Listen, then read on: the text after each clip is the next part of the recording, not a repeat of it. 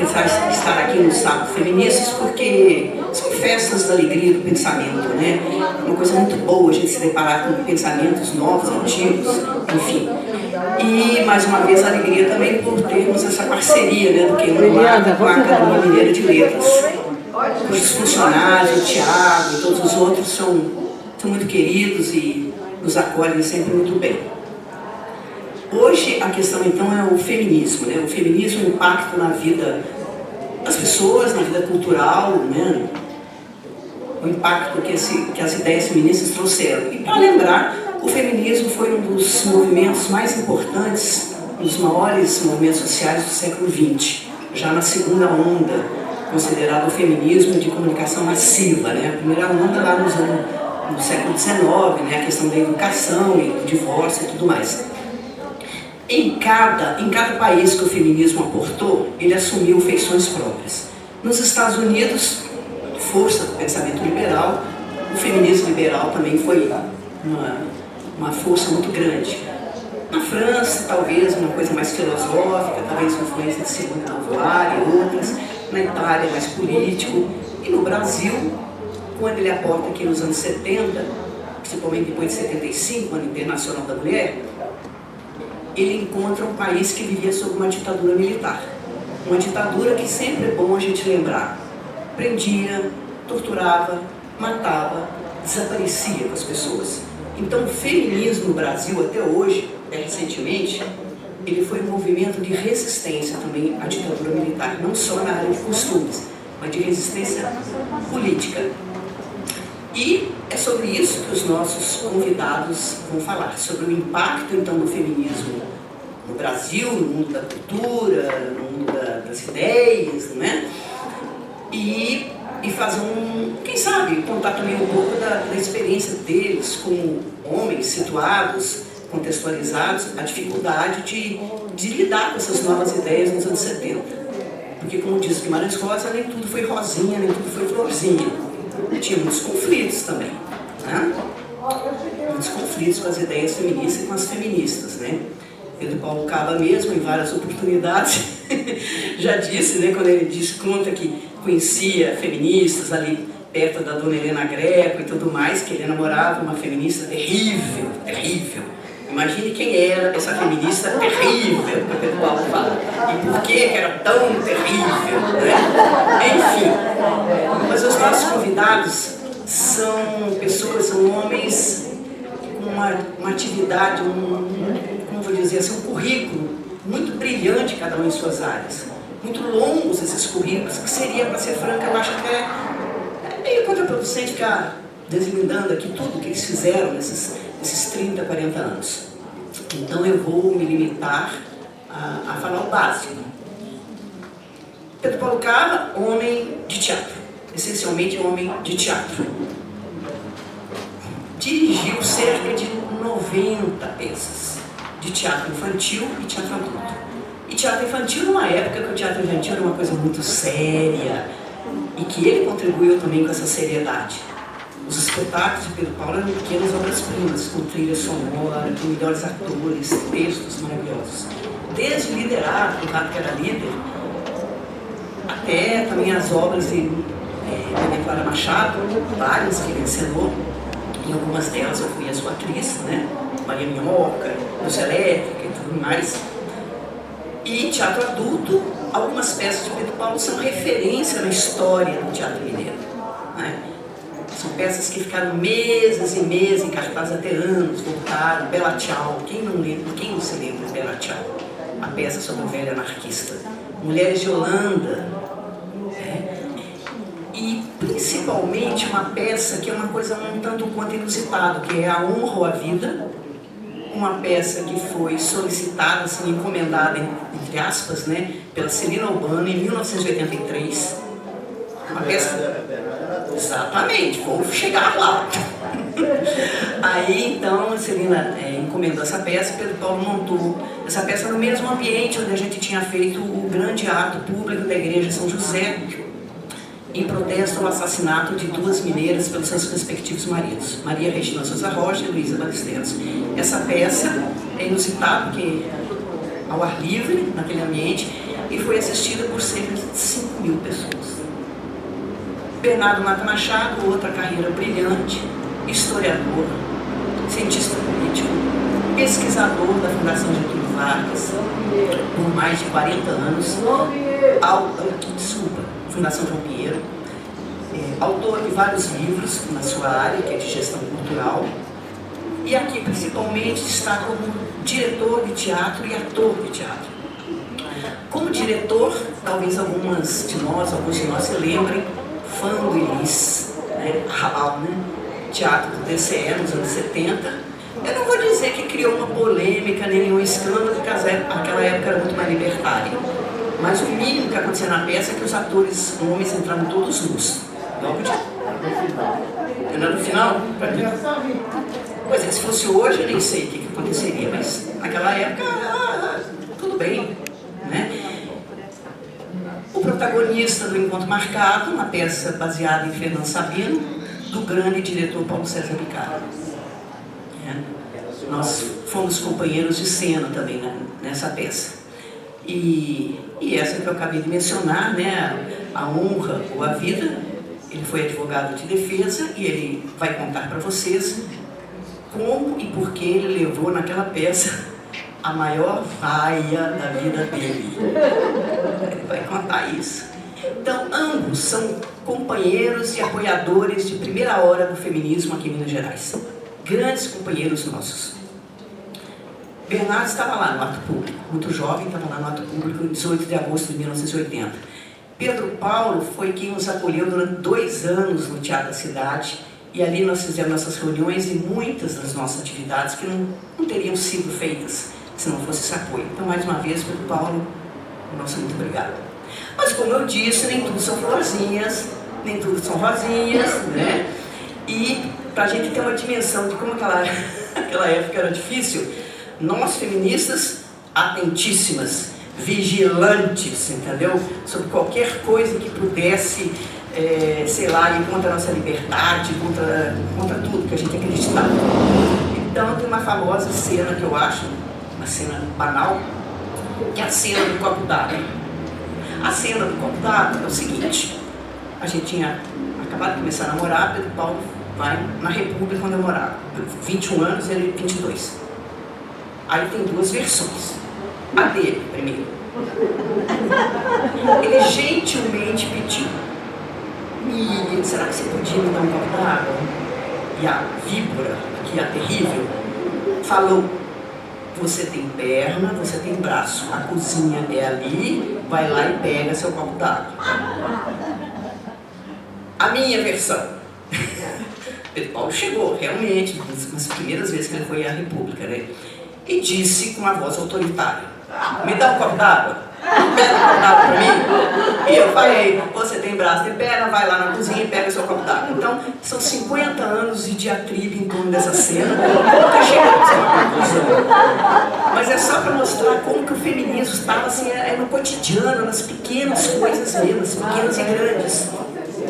Então hoje, Pedro Paulo, está aqui, ó, seu copinho d'água, você viu uma copinho d'água, toda vontade,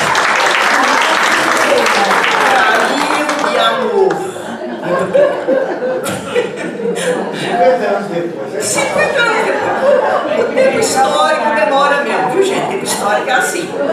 Enfim. Então, o nosso encontro, como sempre, vai seguir o seguinte roteiro. Cada convidado vai ter meia hora para falar sobre as suas ideias. Nenhum vai usar PowerPoint hoje, graças a Deus, porque é uma febre essa coisa de PowerPoint, parece que não vai ter. E depois dessa 1 hora, então, de conversa, a gente abre para o público para ter uma conversa, e a minha companheira, que é a nossa companheira Beth Fleury, coordena a conversa, passa a palavra e tudo mais. E quando terminar, vocês, por favor, se puderem, preste atenção, no saguão dessa casa estão expostos trabalhos de artesanato. São trabalhos de artesanato do projeto Por Elas. Para elas, por elas, por eles, para nós, todas as violências. E é um trabalho de apoio a mulheres que sofreram violência. Então, esse artesanato, para além da beleza dos trabalhos feitos à mão, artesanato, é também um projeto assim, de resistência, de dignidade dessas mulheres. a dignidade através do trabalho. Então, gente, eu acho que vai ser muito bom. Vou chamar nossos dois convidados e vou pedir para Bernardo falar antes. Pode ser, Bernardo? Ok. Vamos lá?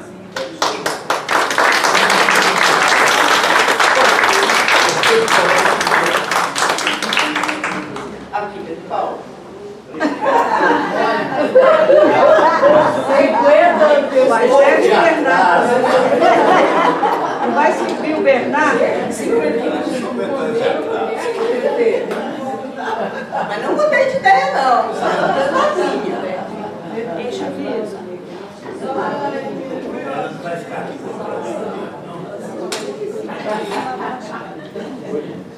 Vamos lá, Bernardo.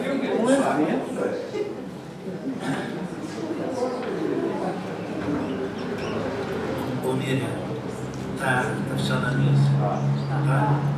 Eu achei que você ia trazer aquele negócio, falta os 5 minutos e tal.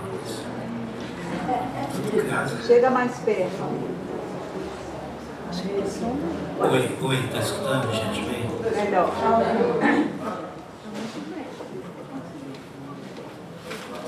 O Will trouxe um papel escrito.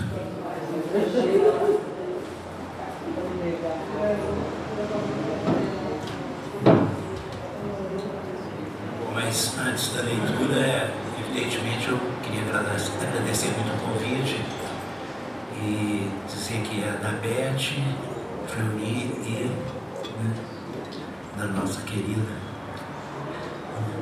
e Miriam Cristos. Vocês estão entendendo o que eu trouxe por escrito, né?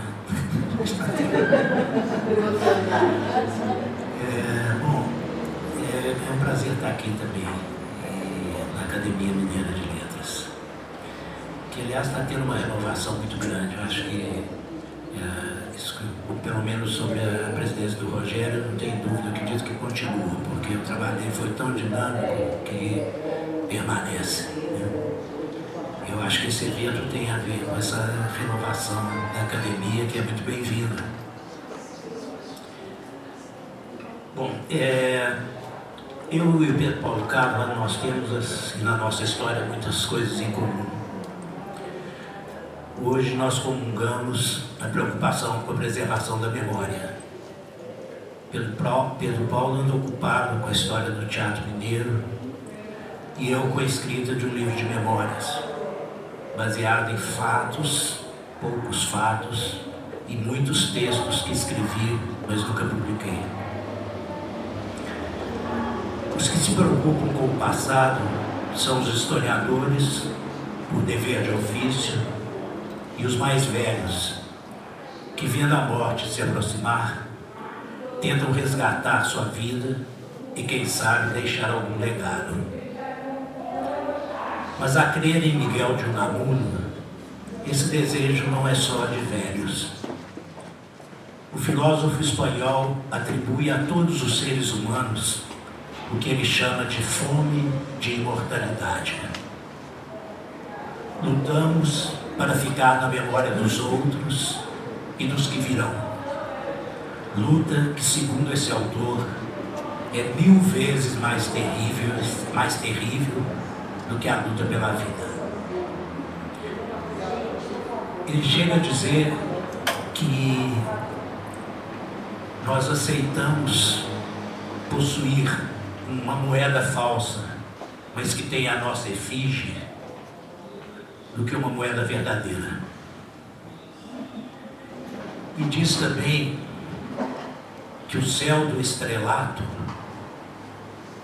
não cabe muita gente, e que por isso muitas vezes os vivos, na esperança de ascender ao estrelato, falam mal até dos mortos.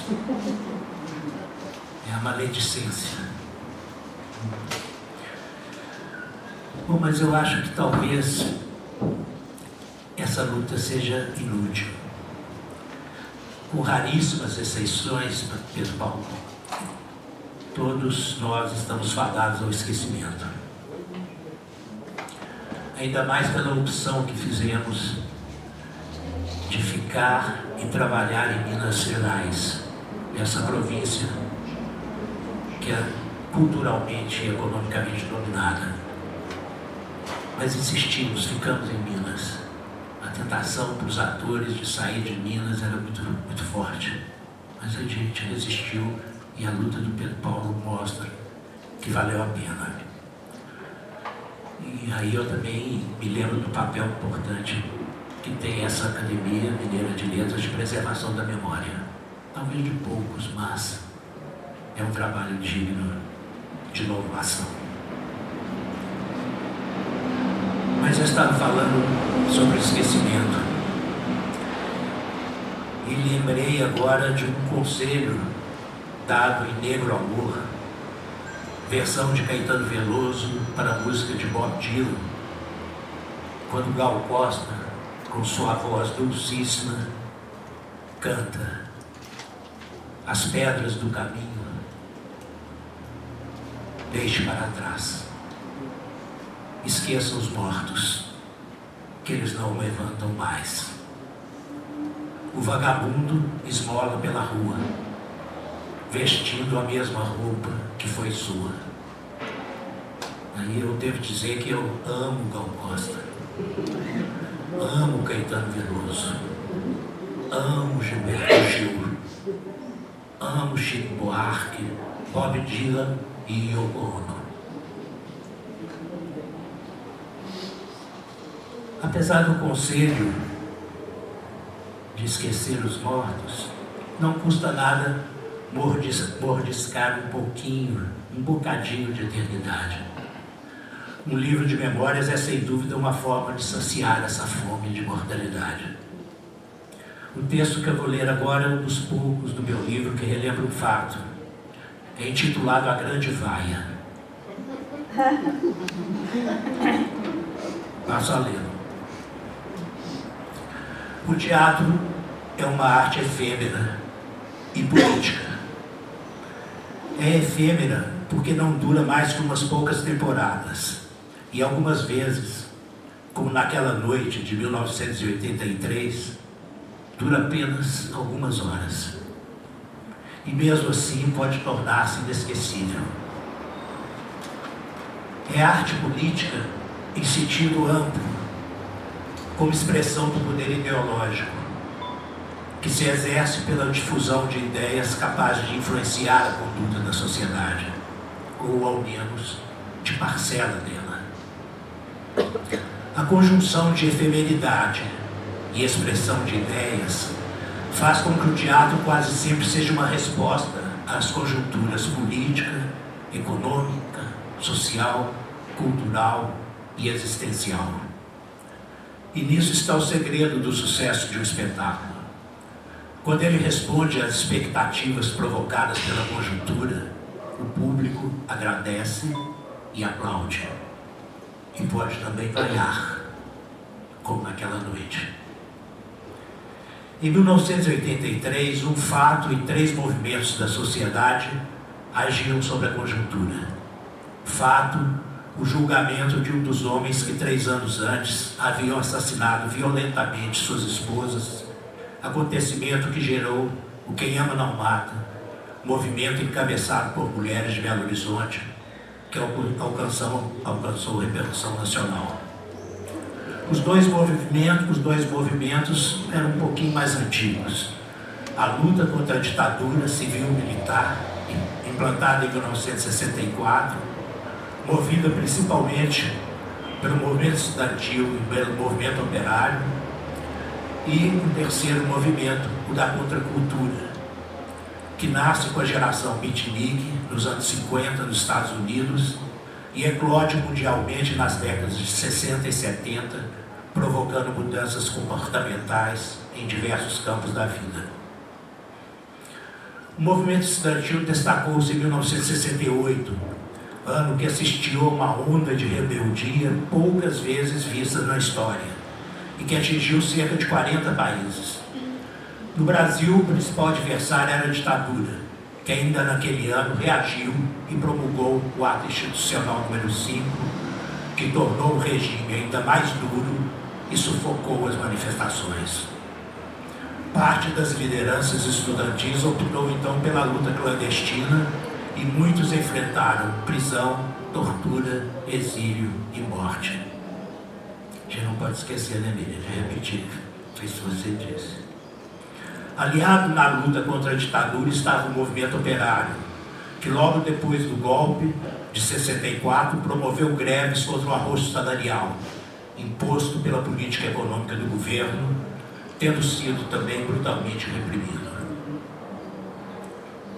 A contracultura, também conhecida como movimento hippie, colocou em xeque todo tipo de opressão, tudo que na época chamávamos de sistema: o poder patriarcal dos homens sobre as mulheres, a família nuclear, a repressão sexual, o consumismo, a burocratização da vida, o trabalho alienado, a desumanização das cidades, a guerra nuclear, os preconceitos raciais e étnicos, a medicina alopática, a alimentação com base na carne animal, o cientificismo, aliado ao tecnicismo e ao nacionalismo, a moral puritana e a destruição da natureza.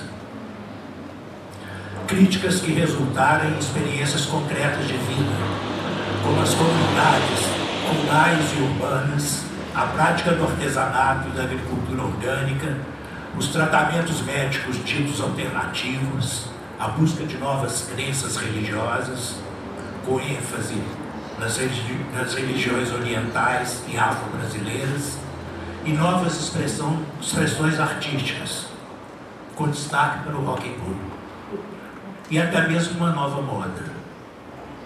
Por ter um caráter geral, a contracultura incorporou, atualizou e revitalizou movimentos já existentes, como o ambientalismo, o feminismo e o pacifismo. Quando fico emocionado, a boca seca.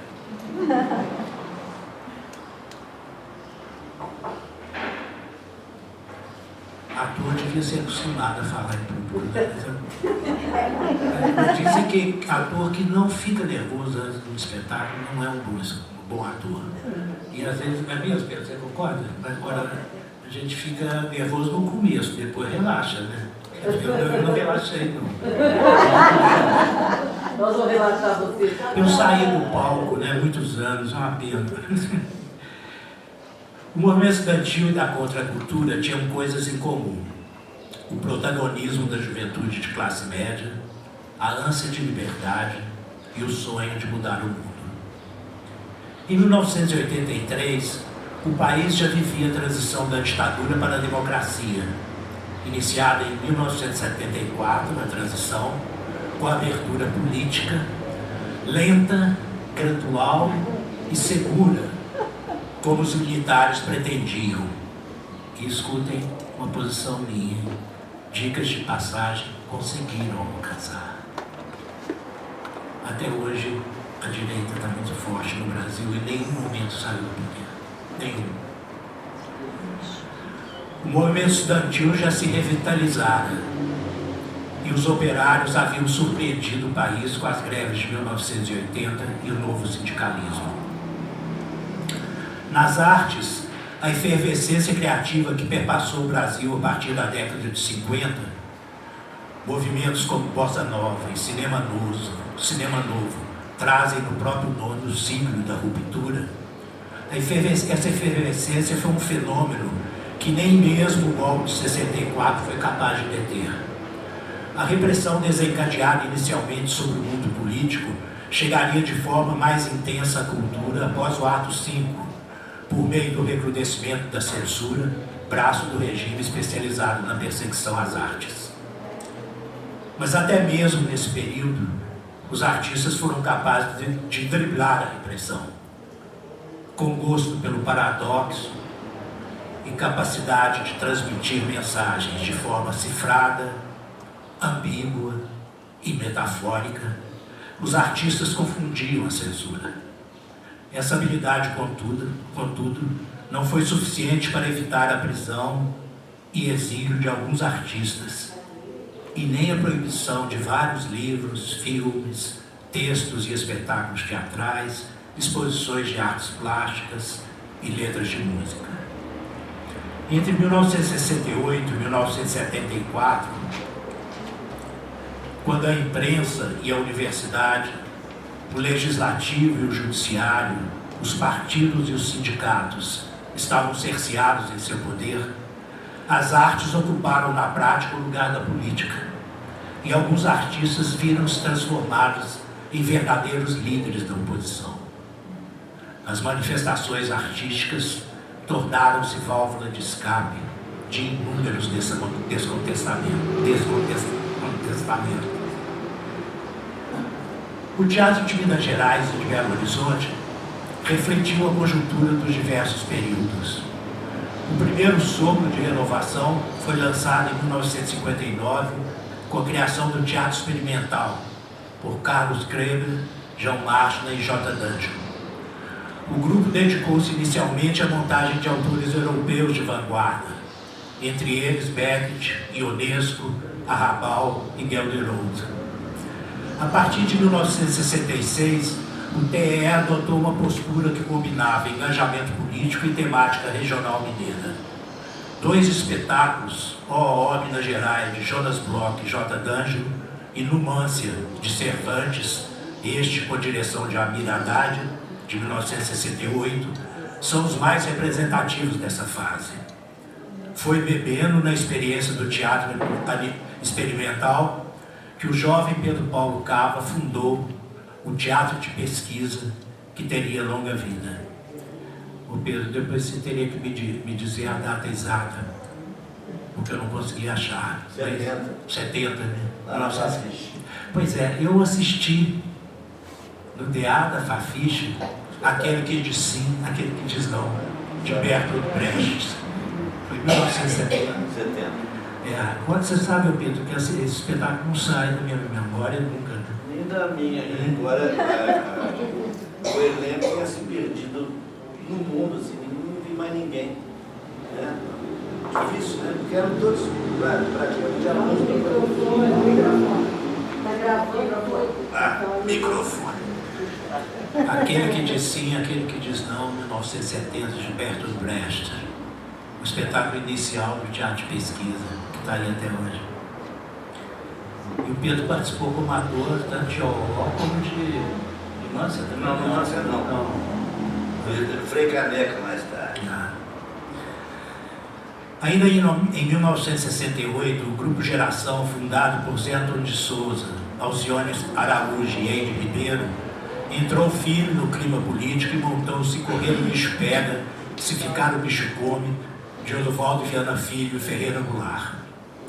A opção por um teatro de autores brasileiros refletia uma tendência que vinha desde 1958, quando o Teatro de Arena de São Paulo introduziu no palco, com Eles Não Usam Black Tie, de Guarnieri, a estética e a temática nacional popular, com forte conteúdo político e social.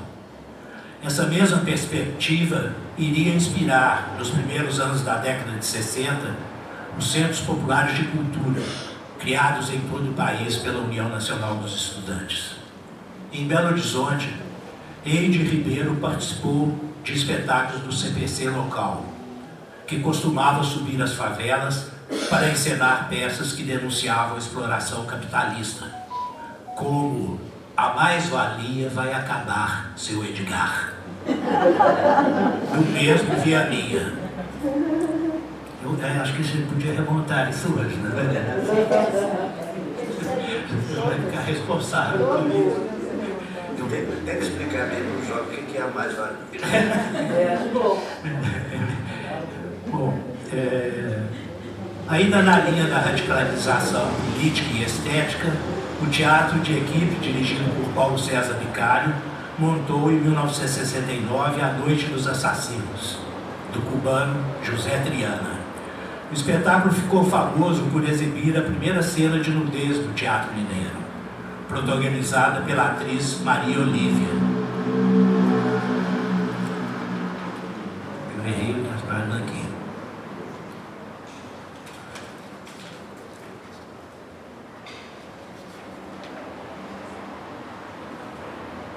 Maria Olívia. São os seios, né? Seios. Inclusive o cartaz também eram seios. É. Nós ficamos pelados inteiramente, né? Foi muitos anos Eu depois. sei, ué.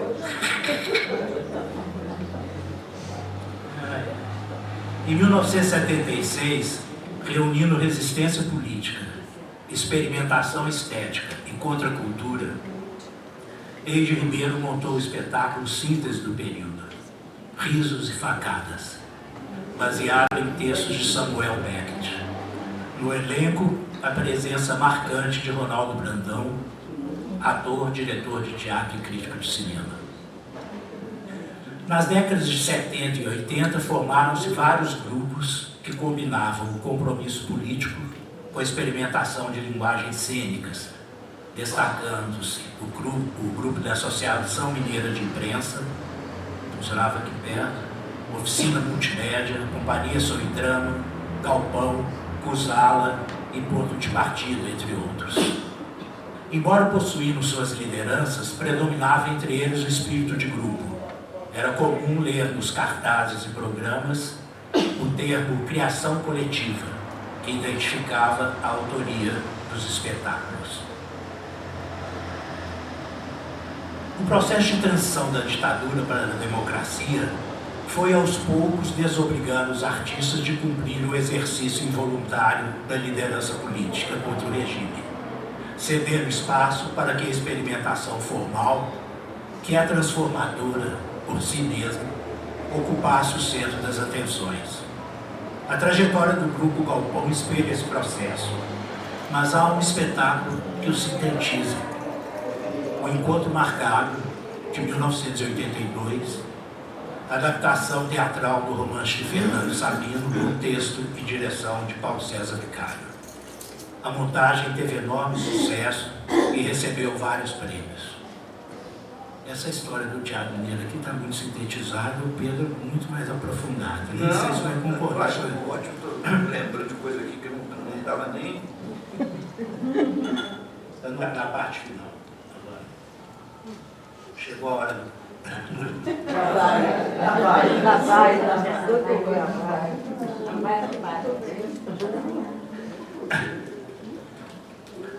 Foi com o terno que usara no segundo ato do Encontro Marcado que cheguei naquela noite de 1983 à Igreja de São José, onde se desenrolaria o julgamento simulado do assassino de Heloísa Ballesteros, uma das mulheres vítimas de seus maridos entre os meses de julho e agosto de 1980.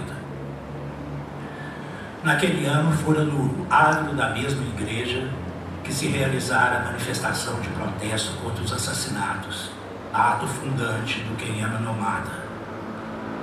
Na simulação do julgamento, fui convidado para representar o papel do advogado de defesa do assassino. A escadaria da igreja São José estava lotada.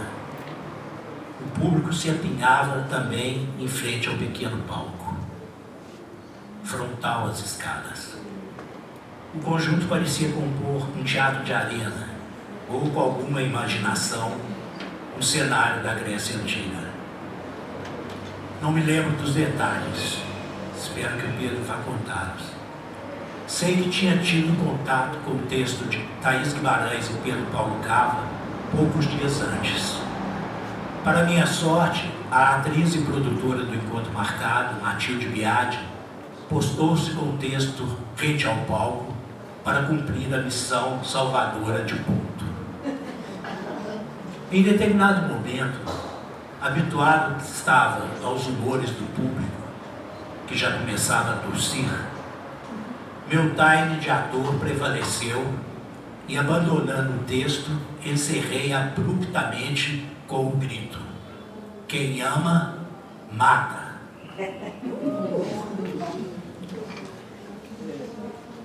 Você não vai contar não, né, Edgar, a história. O Edgar está aí, assistiu, professor do DCP. Eu vou contar essa história porque é terrível. Porque quando encerrou, o Edgar chegou para mim, senhor Bernardo, mas você falou, parece que você acreditava no que estava falando. Hoje eu diria que seria uma lacanagem do Edgar. Poucos são os que confessam, mas todos os atores amam ser aplaudidos.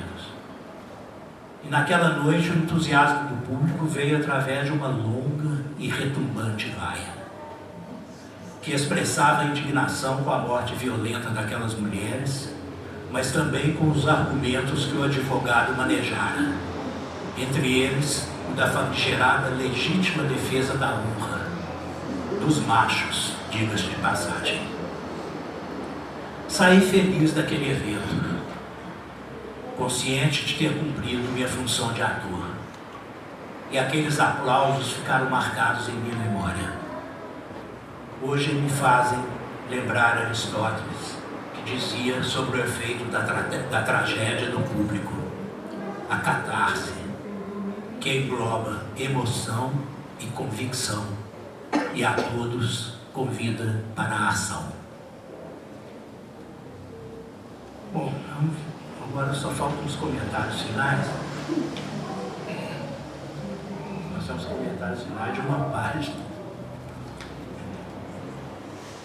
Pelo que puderam ouvir até aqui, associei o ressurgimento do feminismo ao movimento da contracultura, que colocou em xeque todas as formas de opressão. Mas o apoio à contracultura não foi e ainda não é unânime. Lembro-me que na época a esquerda tradicional nos chamava de desbundados.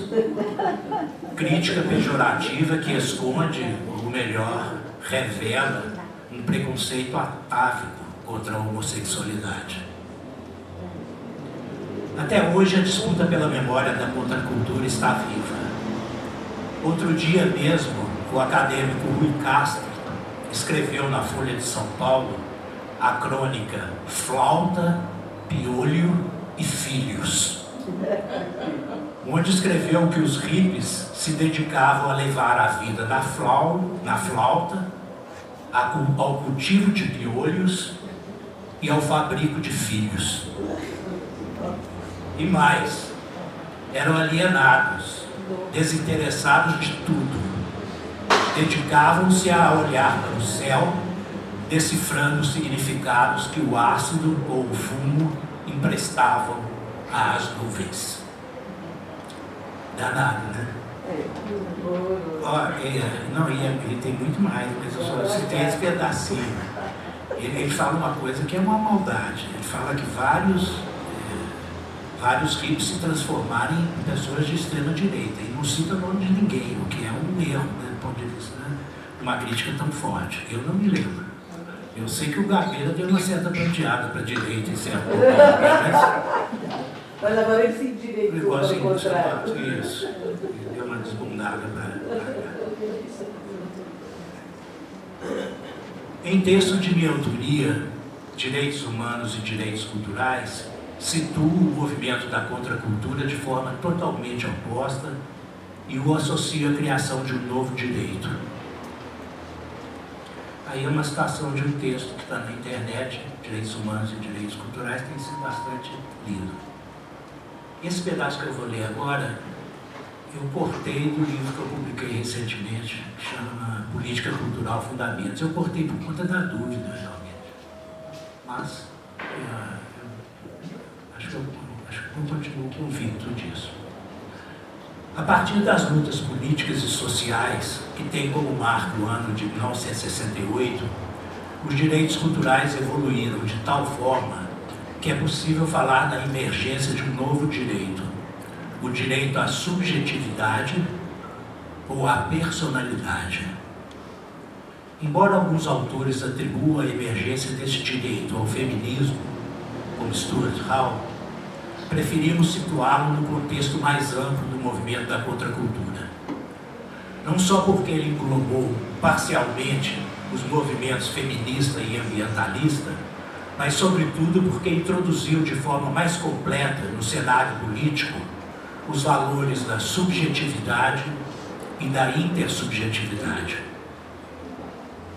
De de forma mais completa, porque a contracultura foi além da reivindicação de direitos específicos e afirmou o direito de ser pessoa, e pessoa concreta, singular e integral, parte do mundo objetivo das relações sociais, mas portadora também de vida interior. Isso tem um papel das drogas. Apesar do slogan "estou na minha, fique na sua", parecer à primeira vista extremamente individualista, situado no contexto histórico, representa, em nosso entender, um possante grito de resistência ao totalitarismo. A geração do pós-guerra, que cresceu tomando conhecimento dos horrores dos campos de concentração, encontrou na valorização da subjetividade uma bandeira de luta, pois compreendeu que a dominação totalitária havia se estendido para além da esfera política, atingindo o âmago da autonomia intelectual e moral dos sujeitos. Entretanto, a contracultura não ficou restrita à afirmação da subjetividade. Seu outro slogan, paz e amor, introduziu na esfera política duas outras dimensões: a intersubjetividade, no caso do amor, e a perspectiva planetária ou cósmica das relações humanas, no caso da paz. O direito-dever de construir a paz mundial, reclamado inicialmente no contexto histórico das memoráveis lutas contra a Guerra do Vietnã, pode ser incluído no rol dos direitos culturais, já que o direito à paz se posiciona não apenas contra a guerra em si, mas também contra a pretensão de qualquer país de submeter os outros com a justificativa de possuir valores superiores. Obrigado.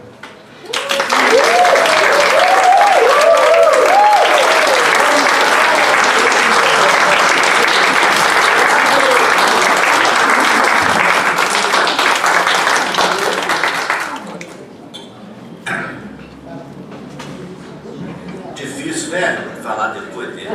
Não é fácil, não. Mais pra frente, puxa o microfone pra perder. Sim, tá bom?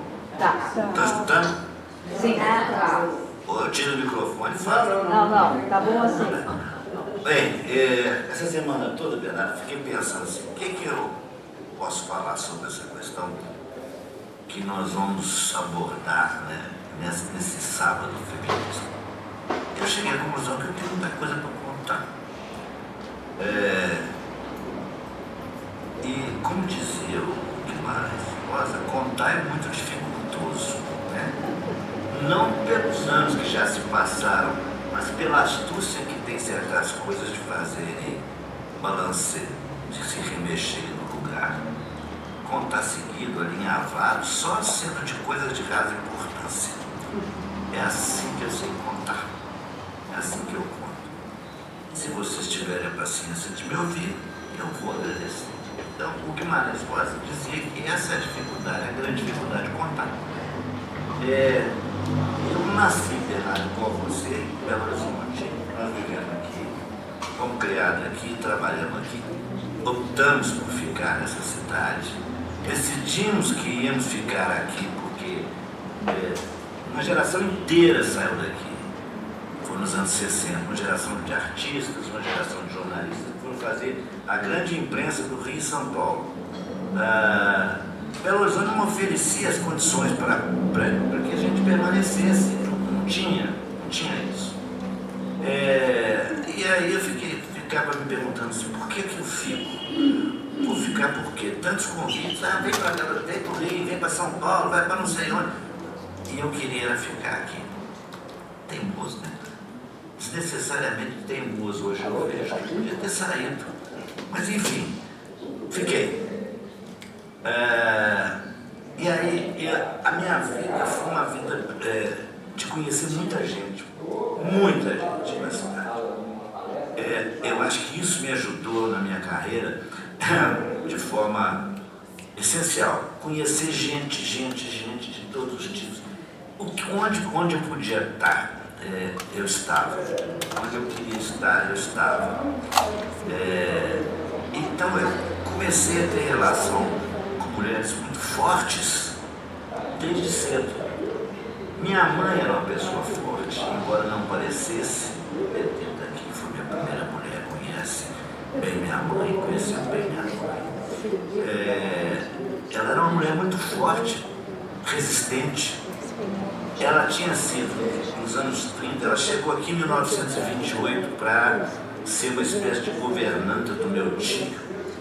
E naquela época que todas as mulheres eram muito submissas, ela flertava com o Cabo de Andrade, na Praça da Liberdade. Ela organizava também todas as festas do Automóvel Clube, sem ter dinheiro. Ela não era rica, ela veio para ser governante do meu tio, que era, sim, secretário da Fazenda do governador no caso. Então minha mãe, ela tinha muita força, ela primeiro, eu acho que ela não queria casar. Ela queria rosetar. Ela queria ter autonomia. Ela queria esse passeio pela cidade, pelas cidades, pelas estações hidrominerais. Ela tinha muitos amigos também, muitos poetas, que eu até hoje tenho cartas que eu guardo, que ela recebia de escritores, de poetas, que ela mandava, enfim. Minha mãe era muito forte. As mulheres com quem eu me relacionei a vida inteira sempre foram muito fortes. Não vou dizer que nenhuma delas assim, era uma feminista decidida, porque até o termo não existia. Mas desde que eu entrei na política estudantil com 16 anos, e no partidão também com 16 anos, eu convivi com mulheres muito poderosas, muito fortes. E assim foi a minha vida até hoje. Eu convivo com esse tipo de mulher. Eu nunca convivi com aquilo que chamam de forma jocosa de mulherzinha, aquela mulherzinha obediente, submissa, etc. Eu nunca convivi. Eu sempre convivi com mulheres de personalidade forte. Isso marcou a minha vida. Mesmo as mais novas que eu conhecia, alunas, atrizes, no teatro eu fui conhecer mulheres que se resolviam muito cedo na vida, se decidiam que iam ser atrizes, que ia ser atriz em Belo Horizonte nos anos 60, uma moça de 15, 16, 20 anos, era um horror, Bernardo, era um horror. As famílias falavam, vai ser puta. Não era assim, né? A gente sabia que isso não era assim, mas elas bancavam, se decidiam. A maior delas foi Vilma Henriques, eu não tenho nunca dúvida disso, que foi uma mulher que chutou tudo e ficou, Vilma Henriques? Vilma Henriques. Falei outro? Não, né? Não, mas podia ter falado todas as que trabalharam, por exemplo, no Teleteatro da TV Itacolomi. Mulheres muito fortes, com muita personalidade de peitar os homens.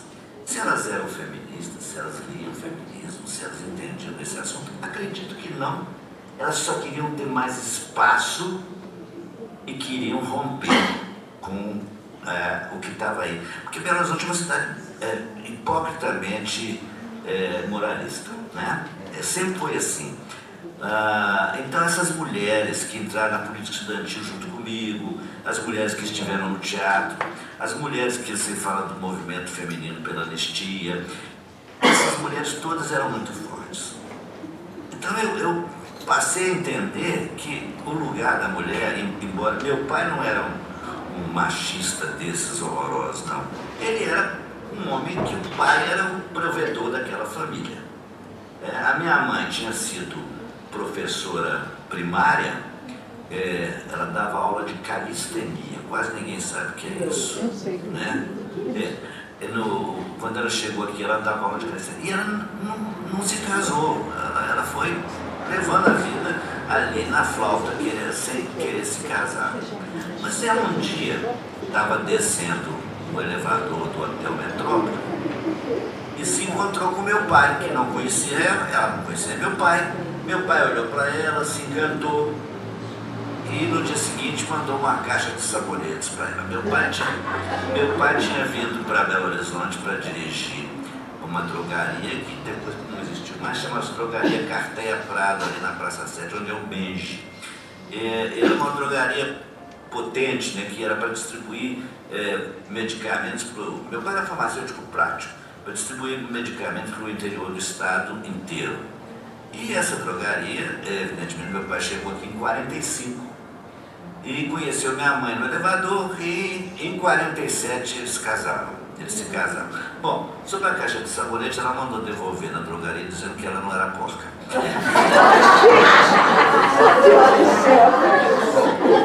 Então você já pode pensar mais ou menos daí quem era minha mãe. Minha mãe era poderosa para cima de mim e me mantinha ali. Eu sou filho único. Ela me mantinha numa rédea muito curta. E tinha pavor de eu arranjar uma namorada. Tinha pavor. Mas eu arranjava e levava para conhecê-la e ela ficava amiga depois, etc. Enfim, eu então passei a conviver com essas mulheres. As mulheres do teatro, as mulheres da política. Eu brinco muito que a Dilma morava aqui no edifício Solar e a gente fazia as reuniões todas da política estudantil na Faculdade de Direito. E a Dilma era incrivelmente assustadora quando ela chegava. A gente então estava fazendo uma reunião e falava assim, gente, vamos decidir logo antes que a Dilma chegue. Era uma fera. Hein? Era uma fera. Ela chegava e botava para quebrar. Enfim, e a gente também fazia muitas reuniões na casa da Dilma, aqui no edifício Solar aqui embaixo, né? Então, olha só, o tipo de gente com quem eu acabei convivendo a vida inteira. E por exemplo, eu fui aluno da Escola de Tradutores e Intérpretes de Minas Gerais. Uma escola que era uma escola maravilhosa, quem chegou a conhecer, você aprendia a língua que você queria naquele lugar, naquele espaço. Também lá era um centro cultural de efervescência cultural, porque tinha grupo de teatro, tinha coral. Eu fui aluno de russo e alemão na Escola de Tradutores e Intérpretes. Depois eu tinha sido aluno de francês e inglês na cultura inglesa e na Aliança Francesa. Depois eu resolvi estudar Esperanto. Isso tudo porque espanhol, italiano, fui estudando, porque o Guimarães Rosa, o escritor que era prometeu, meu pai, que se eu estudasse línguas eu ia para o Itamaraty. Então, meu pai, então, com 8 anos ele falou, você vai para a Aliança Francesa e vai para a cultura inglesa. A própria diretora do Instituto de Educação chamou meu pai lá e falou, eu não estou dizendo se ele não estava exagerando de me colocar em tantas escolas assim, que eu não ia aguentar. E eu fui para o Instituto de Línguas. E nesses momentos aí, que estava começando a política estudantil a ganhar essa força, o Bernardo descreve isso muito bem. 68 foi um marco para a política estudantil, né? Mas eu já estava ali desde 66 convivendo com muitas mulheres, muitas moças da minha idade, que já não aceitavam mais, queriam romper com a família tradicional, queriam romper com a mãe, com essa moral horrorosa que era imposta para elas. Eu tive namorado, para pegar na mão era um problema complicado, imagina beijar. Trepar nem se fala. Mas eu tive namoradas na adolescência e pegar na mão era um frenesim, tava tremedeira quando você pegava na mão da namorada sua lá nos anos 60. Entendeu? Namorava em casa. Mas essas pessoas foram dando um chute nisso, foram se libertando. Então passei a conviver com mulheres de vários tipos. E mulheres fortes, isso é que eu quero sempre dizer. Entrei na faculdade de Sociologia, no curso de Sociologia, e só fui encontrar mulheres muito fortes na FAFISH, seja no curso de Sociologia, seja na Psicologia, na História, onde quer que tiver, porque ali tinha vários cursos, né, na Carangola, as mulheres eram muito fortes, né, mulheres que eu conheci nessa época na Sociologia, na Ciência Política.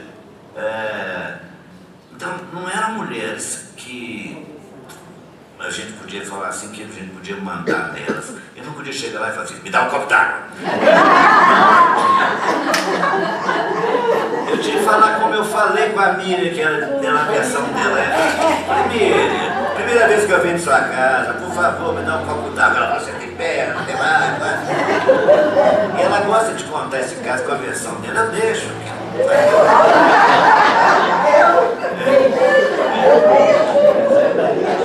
Enfim, eu fui me agregar a essas feministas, não tendo teorias, porque eu não tinha, mas eu li Simone de Beauvoir, e o Segundo Sexo que me balançou muito na adolescência, eu tinha uns 17 anos quando eu li. Eu falei, gente, que coisa estranha, essa mulher, ela está propondo coisas muito diferentes, muito novas.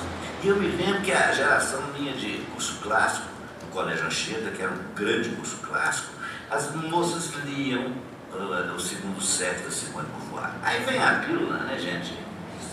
Muda completamente a relação da mulher com a cidade, com a família, com os namorados, com tudo. Eu considero o advento da pílula uma das coisas mais importantes do século XX, porque foi uma libertação da mulher. Não foi? Eu tinha colega na faculdade que falava assim, nossa, até que enfim, agora eu estou livre, não tem mais que fingir nada. Eu posso transar e ter a segurança de que eu não vou ser mãe, não vou ter filho. E é isso mesmo tinha, né? Porque aquilo estava muito novo, né? Não era experimental. Mas enfim, a pílula para mim foi isso. E aí vem toda essa relação com Miriam Christos, com Beth Fleury, Thaís Guimarães está lá no fundo, era uma menina quando me ajudou a escrever lá A Honra à Vida, né? E tantas outras mulheres que eu conheci ao longo da minha vida, principalmente as mulheres do teatro. Que senso que elas tinham, as atrizes, de que elas tinham que se libertar. Elas não podiam não saber de quê? Talvez do marido, talvez do casamento, talvez da família, mas elas tinham que se libertar. Então elas iam para a noite. E era na noite de Belo Horizonte que muita coisa acontecia. E a noite de Belo Horizonte não era tão grande, era tudo no centro da cidade.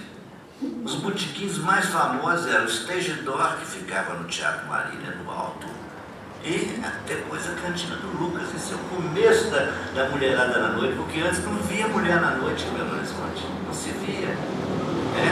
Então, as mulheres começam a virar à noite, a beber, a sentar com os homens, a sair com quem elas queriam, com quem quisessem, né? A namorar um, namorar outro, namorar 10. Essa coisa da mulher foi sempre tão marcante na minha vida, de ver tantas mulheres com essa força, que eu vou escrever depois, mais tarde, baseado na obra do Chico, Mulheres de Holanda, que é um espetáculo sobre mulheres. E também adaptei para o teatro o livro da Beth Fleury, o Palavra Possuída, que era também poemas sobre as mulheres. E eram 4 mulheres em cena, TT também trabalhou, né? E a grande Manuelita, que já nos deixou, infelizmente, que era uma mulher casada com um sujeito sensacional, o cara morre, ela fica meio perdida, mas ela era libertária. Depois que eles faziam teatro juntos lá onde era a Cesita, Timóteo, depois eles vieram para cá. Fabriciano, né? E aí, a minha história, o meu contar, é isso. Quem são essas mulheres que ao longo desses meus... vamos dizer, eu comecei a fazer teatro com 14, estou com 74, tenho 60 anos de atividade em Belo Horizonte. Passei por tudo, em todo tipo de mulher, em muitas situações. Em muitas situações. Não foi só no teatro, mas eu fui dono da primeira galeria de arte em Belo Horizonte, foi a Galeria Guiar. Então, eu convivi com... Ninguém sabe o que é conviver com a Yara de Pinambá. É uma força, é uma escola. Olha, aquilo é um poder, ela é desse tamanhozinho e vem descendendo de Índia. Ela é brava, ela é impetuosa, e outras mulheres, também grandes artistas. Faiga Ostrover tornou uma amiga minha, de vir para Belo Horizonte, enfim, a gente fica horas e horas e dias conversando, eu ir pro Rio. E assim eu fui conhecendo um bando de gente que foi fazendo a minha cabeça para essa questão de que não existia mais essa coisa do homem, do macho. Existe, está aí, está presente. Todo dia tem gente matando mulher, todo dia tem o machão, o feminicídio está aí, etc, etc. Mas eu vi que houve uma tomada de consciência de quem podia ter consciência, ou de quem tinha sensibilidade, ou de quem tinha acesso à leitura, estudo, ou tinha senso de humanidade, os homens que tinham senso de humanidade, e que esse machismo foi sendo julgado para debaixo do tapete. Não foi ficando, não estou dizendo que ele acaba, mas ele foi sendo julgado para debaixo do tapete. E os homens perceberam que no confronto com algumas mulheres não podiam ser machistas, eles iam levar na cabeça e levavam, né? Foi muito complicado essa transição. Bernardo explica extremamente isso bem, cientificamente, o negócio da contracultura, né? O negócio dos hippies. Né? Eu convivi com tantas pessoas que foram ser hippies lá em Arembepe, depois voltaram para cá. Eles não tinham piolho, mas eles vinham com a mulher, com os filhos, com a família, saíam vendendo as coisas de bar em bar, de mesa em mesa. Isso tudo fez a minha cabeça, né? Então, eu sempre tive muita proximidade com Miriam, com Beth, com quem mais que eu me lembro desse movimento, que estava lá no início, a Beth... Eliana Stephanie estava aí, Beth Almeida, Tânia Quintaneira, que era minha colega de... Celina Albano. Celina, que nos convidou, né, Thaís? Conceição Rubens, que eu namorei a sua sobrinha. Eu namorei, meu gente, nessa cidade. Namorei muito. Eu namorei a sobrinha da Conceição Rubinger, que nunca mais vi, né? E ali era uma família tradicional, carregada, pesada, e ela tinha 13 anos, eu tinha 15, olha que sucesso, você namorava com 15 anos, você vai para a casa da namorada, o pai era um médico, te recebia e falava assim, se pegar na mão da minha filha, ela sai fora daqui. Doutora Aníbal Betônico, nunca me esqueci dele. E era uma menina linda, 13 anos, o namoro durou aí 1 ano, mas eu tinha 15 e eu já queria outras coisas, né? Mas o namoro tinha essas regras, você não podia nem beijar, era complicado. Aí depois eu conheci a Tetê, casamos, muito novos, e temos uma filha, que hoje está com 51 anos. E, enfim, e a minha vida dentro dessa cidade foi isso, relacionamentos. Por isso é que talvez muita gente fale assim, como é que você conseguiu construir esse teatro não tendo um tostão no bolso? Eu falei, conversa, amigos, relacionamentos. Eu me lembro quando eu comecei a construir o Teatro da Cidade, alguém falou assim, precisa de comprar privadas, nós não temos dinheiro para comprar as privadas. Eu falei, pode deixar. Fui lá na casa Gaetani, sentei na frente do seu Zé Gaetani, que ele olhou para mim, interessado no que eu ia falar. Eu falei, eu quero 10 privadas. Como assim, você quer comprar? Eu falei, eu quero doação. Eu falei assim, mas não posso te dar 10 privadas. Eu falei, o senhor pode, só é rico, pode. E foi assim que o Teatro da Cidade foi construído com relacionamentos. Foram 75 empresas e uma centena de amigos. Né, você é uma. Gente que me ajudou naquele momento. Então, mulheres fortes com quem eu convivi. Helena é uma mulher forte demais. Eu fico impressionado com o jeito dela. E outras, né, que eu vejo aqui, Denise Gomes está ali, uma mulher nada de forte assim. Né? E aí outras, Thaís Guimarães, nossa, é forte. Essas mulheres todas são fortes. Tetê é uma mulher forte, né? Muito jovem a gente casou, mas uma mulher que sabia o que queria, sabia onde ia chegar. E chegou a estar lá há 30 anos no Palácio das Artes fazendo o que ela gosta mais, que é cantar.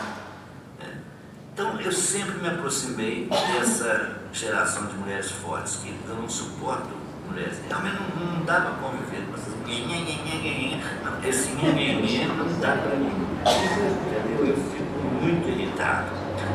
Mas isso é porque onde eu convivi, que foi na política, que foi nas artes plásticas, que foi no teatro, que foi na universidade, na Fafiche, essas mulheres, elas deram um salto. Então, para mim que contar é muito dificultoso. Eu estou lembrando exatamente do que aconteceu, quais eram as mulheres com quem eu comecei a conviver lá nos anos 60, eram todas submissas, e que de repente dá uma explosão. Hoje eu não vejo essas mulheres, também não sei onde elas vão, mas eu não vejo mais esse tipo de mulher. O feminismo, seja ele da forma como vocês, do Quem Ama Não Mata, realizam todo esse trabalho, que é um trabalho muito intelectualizado. Vocês são altamente intelectualizadas, vocês são altamente preparadas, vocês são altamente estudiosas dessa questão do feminismo. Mas eu vejo que ele está assim, na ação da empregada, da faxineira lá de casa, ele está presente. Quando eu vejo ela conversando com o marido no telefone, eu falo assim, ela é uma feminista, né? E eu vejo que essa história a mulher agora está numa onda de subvalorização da mulher. Mesmo com toda essa onda de assassinatos, existe no Brasil uma onda de subvalorização do feminino. Ontem eu estava vendo uma matéria na Globo News que me entristeceu. A Globo News estava comentando aquela Aline Bittler, no Jornal das 10, ela estava falando assim, não tem mulheres suficientes na política, né, João Moraes? Não tem. Você deu exemplo, você sabe disso, né? Não tem mulheres suficientes na política, porque elas não são eleitas, não se candidatam, realmente não. Eu fiquei numa tristeza, eu falei, quantas mulheres, menos de 30% foram eleitas nessas prefeituras por aí. Não é isso? Foi isso o estatístico. Eu falei, mas não importa. Eu me lembro quando a Benedita da Silva era a única. Era única. Não é? Era a única, não é? Era muito... Primeiro foi a Júlia Marisa. Aqui. Júlia Marisa. Então, tudo isso, gente, é a minha história com o feminismo, com Quem Ama Não Mata, com levá-las para lá, para dentro do teatro da cidade, para que elas pudessem fazer as reuniões, os debates, as conversas, né? E dizer o seguinte, eu adoro as mulheres. Adoro.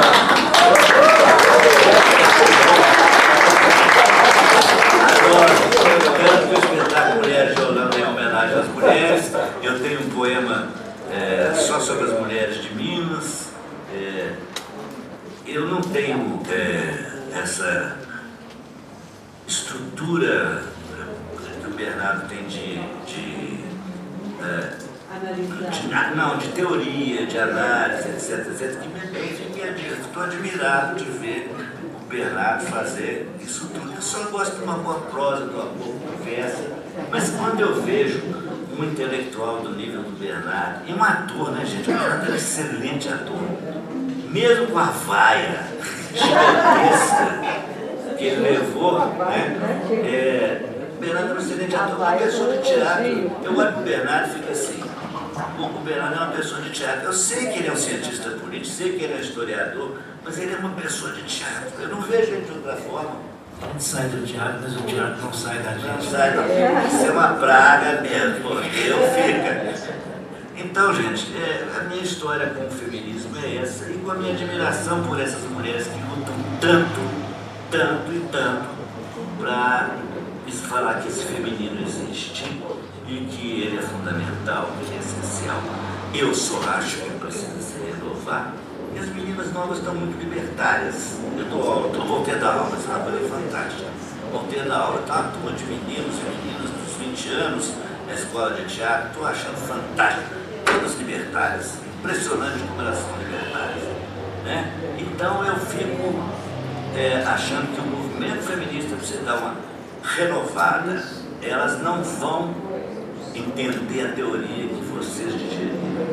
Elas têm que entender a ação prática de ser mulher e ser feminista e combater todas as injustiças que sempre a vida inteira foram cometidas contra elas. Eu acho isso. Tá bom? Obrigado.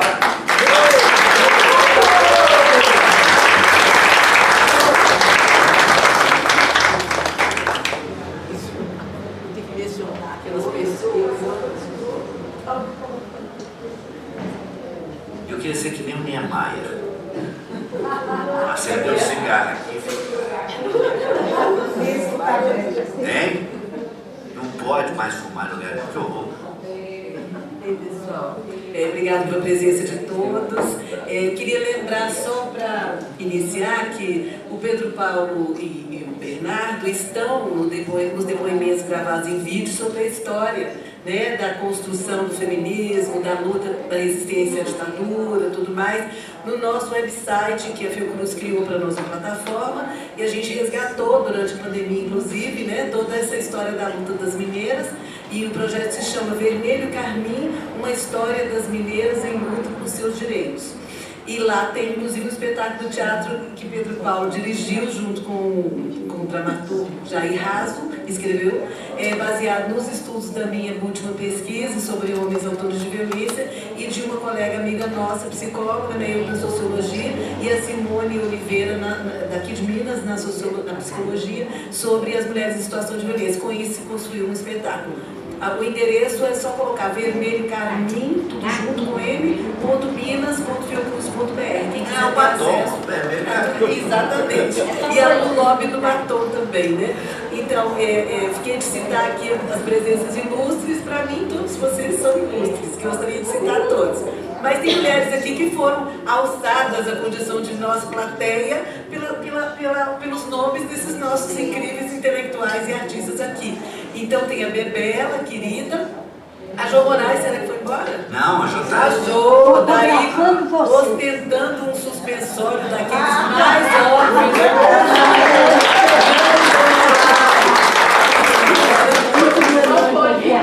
Conceição Rubinja, querida também, que fez a primeira pesquisa sobre mulheres em situação de violência em Minas Gerais nos anos 80, né?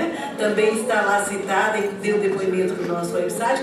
Meu irmão querido, psicólogo e lutador aí pela deshospitalização da loucura, com a duas figuras personagens da luta também da resistência de Minas Gerais. Fiquei muito feliz da vinda deles e todos vocês. Eu participei do movimento antimanicomial com o Antônio Simone, o Basália, aquela turma toda, vários artistas participaram daquilo. E eu queria falar para você também que houve um evento no DCE em 75 que foi uma coisa das mulheres, e eu estava lá. Né? A gente fez um debate, isso também está tudo registrado nesse website Vermelho Carmim, um debate, o primeiro debate feminista de Minas Gerais, em 1975, Ano Internacional da Mulher. Meu filho resolveu ligar para avisar por que não veio. Isso aqui é filho de feminista, né? Mas tem que bater continência. A Elza Catalo também cineasta, Beth Catalo, jornalista, escritora, querida, tá tudo aí. Então, enfim, todos vocês, tem tanta gente aqui. Márcia Francisco chegou. Isso, Márcia Francisco.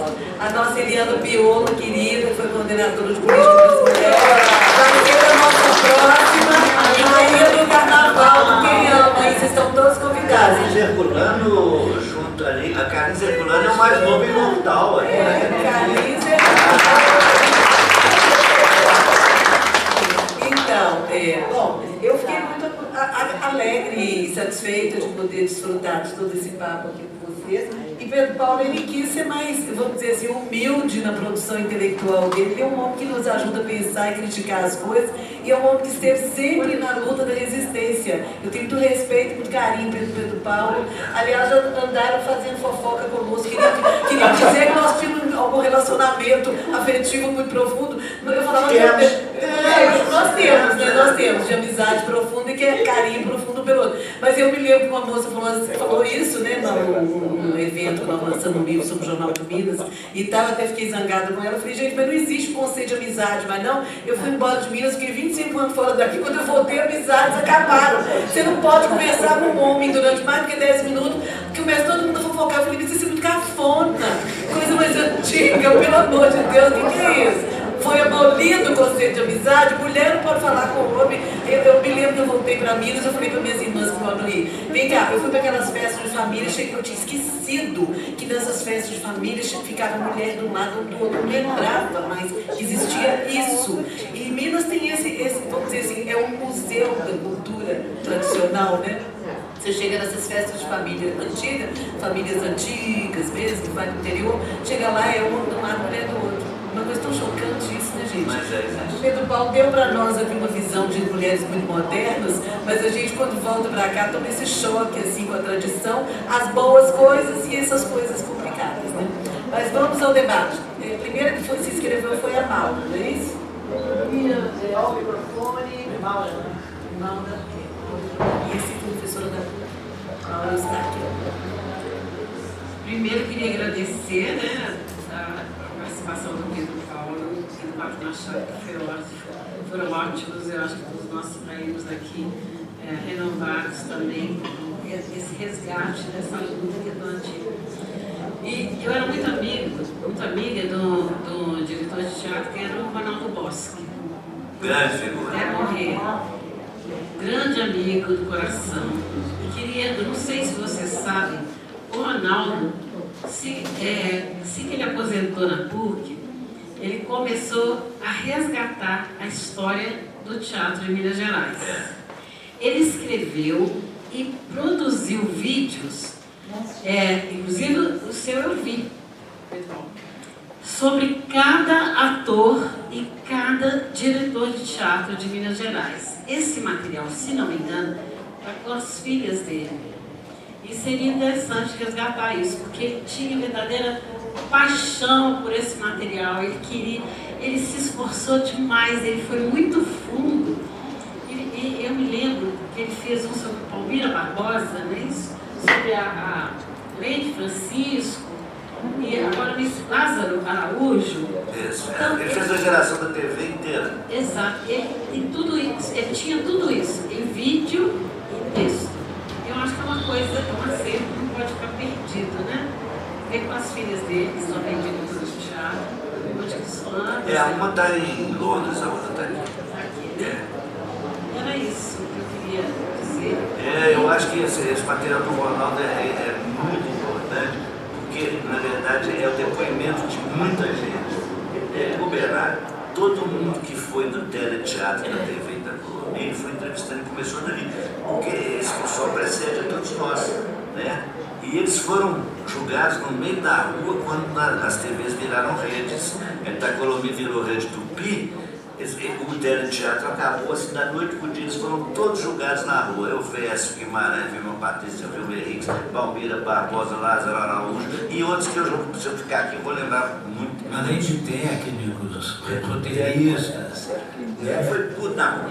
E o Ronaldo também faz um resgate assim, da contribuição do teatro mineiro à discussão de grandes temas, da política, da sociedade.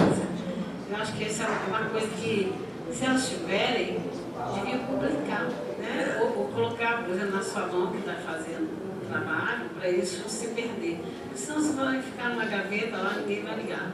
Eu estive com o Ronaldo também para fazer uma entrevista com ele, não sei se para a história do Teatro Marília ou do Teatro Francisco Nunes. O Teatro Francisco Nunes eu acabei publicando o livro. Agora eu me lembro de ter arquivos escritos também, várias pastas enormes. Vários. A casa dele é um museu. Mil coisas. Mantém. Quem está morando lá é a filha dele.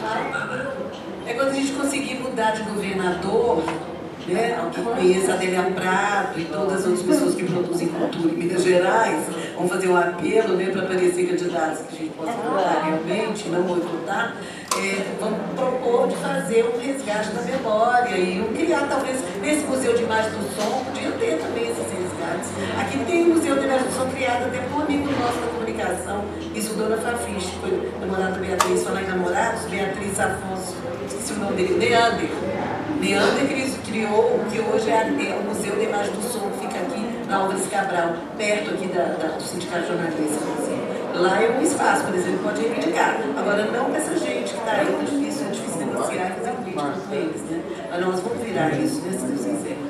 Eu queria comentar que essa análise do Bernardo, eu acho ela muito impressionante e fiquei muito feliz de ter feito aqui, porque a gente tem acesso ao cérebro, né, de um grande amigo que traz para nós essas análises todas, nos deixa compreender a nossa própria trajetória dentro desse contexto analítico que ele fez. Eu acho que nos deixa muito satisfeitos e honrados de estar perto de tudo isso, de ter participado de tudo isso, né? Eu acho que quem está aqui é parte de uma geração, assim, né, que fez essa luta acontecer. Agora, quando o Pedro Paulo fala dessas moças jovens, elas são todas libertárias, a única pergunta que eu faço é assim, até que idade? Não sei. Que elas vão ser tão libertárias. É por isso que a gente fez essa história, que está guardada no Vermelho Carmim, projeto da Luta das Mineiras, para resgate de memória, porque eu acho que o que precisa muito essa geração é se embasar de uma história. Que ninguém está criando a roda, ninguém está inventando nada agora. As coisas começaram, como diz a Constância, que não está aqui, que está em viagem, Constância Lima Duarte, começaram há mais de 300 anos no próprio país.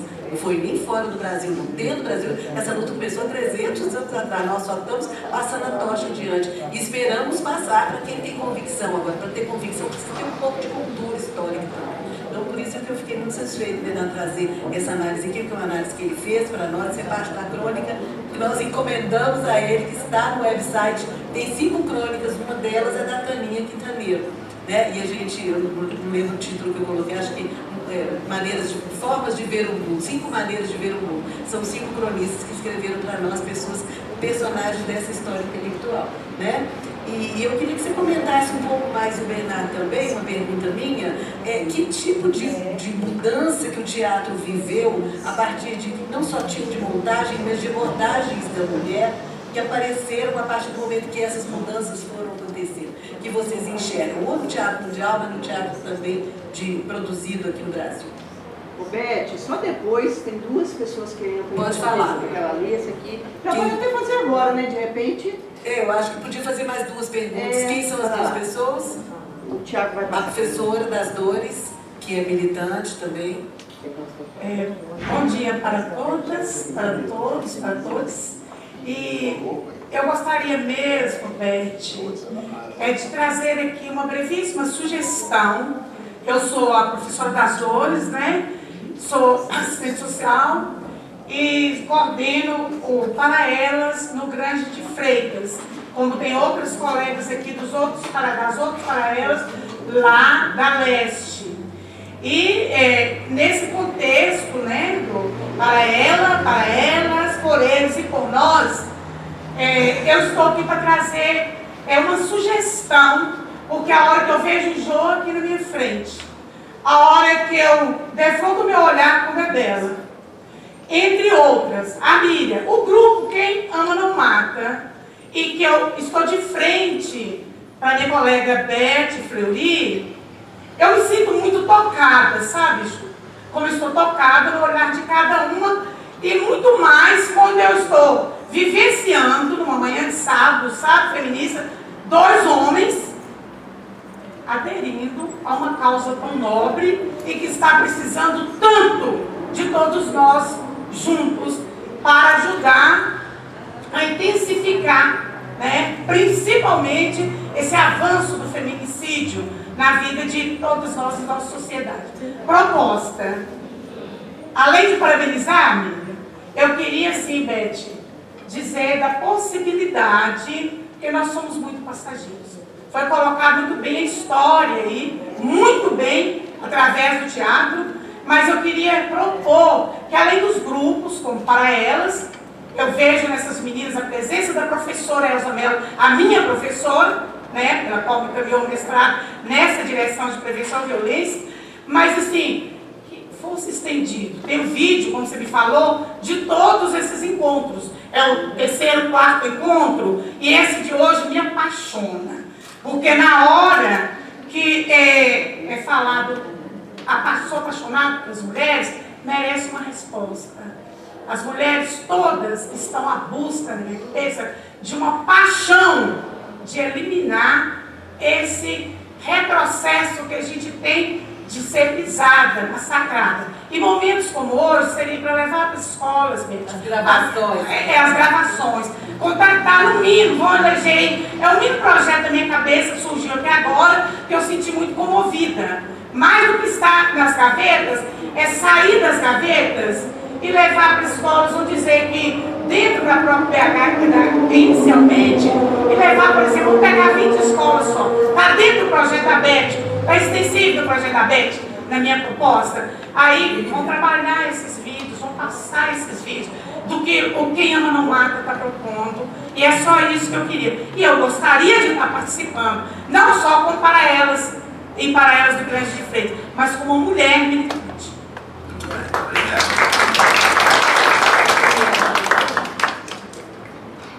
Bom dia, meu nome é Fernanda, eu sou também do Projeto Para Elas, sou voluntária na Faculdade de Medicina UFMG, há 10 anos no movimento para as mulheres, para todos, para nós, e trazendo e contemplando a ideia da colega também mediadora da oficina dela, Grande de Freitas, eu e Raquel Taquaril.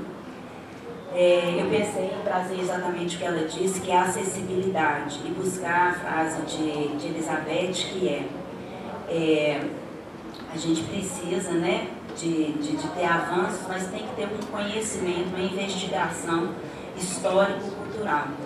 Mas essa investigação, né, ela precisa de ter acessibilidade às mulheres que a gente atende, às mulheres que a gente ainda não atende, a culturas e classes sociais, apesar de a gente não gostar dessa nomenclatura, que não estão aqui agora, né?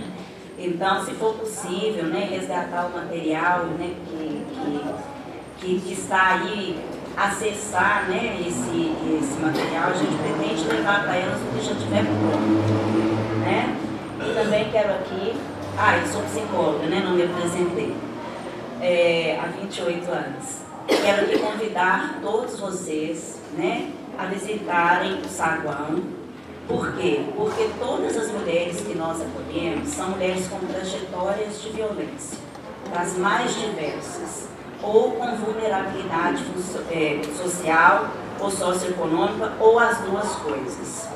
Nós acreditamos que a geração de renda é um fator de empoderamento dessas mulheres, né? E como aqui creio que muitos de nós, se não todos, queremos fortalecer essas mulheres que ainda não estão tão fortes, então visitem-nas. Muito obrigada. Obrigada. Fique à vontade.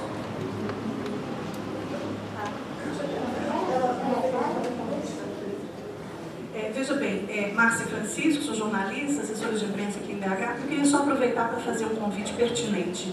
Está em cartaz, a partir dessa semana, até 30 de dezembro, no Galpão Cine Horto, uma exposição da fotógrafa Márcia Charizon. Eu, inclusive, estou como uma das retratadas. Ela convidou, em 2001, várias mulheres e personalidades, várias histórias diferentes, para que fossem fotografadas nuas. Cada uma de nós trouxe uma frase que ouviu durante a vida, em algum momento, de homens e até mesmo de mulheres, né? E a ideia dessa situação é retratar realmente a violência verbal contra a mulher, aquela violência às vezes velada, secular, né? Então você vai ver inúmeras imagens de mulheres chama caça às palavras. Então ela usa aquele subtexto de caça de palavras, né? E onde as frases são sobrepostas a essas imagens, um vermelho profundo. E quando foi em 2021, ela teve a oportunidade de fazer até mostras internacionais, mas infelizmente todas online por causa do processo da pandemia. Então a primeira mostra em que todas estão retratadas, e quando a gente joga esse suporte maior,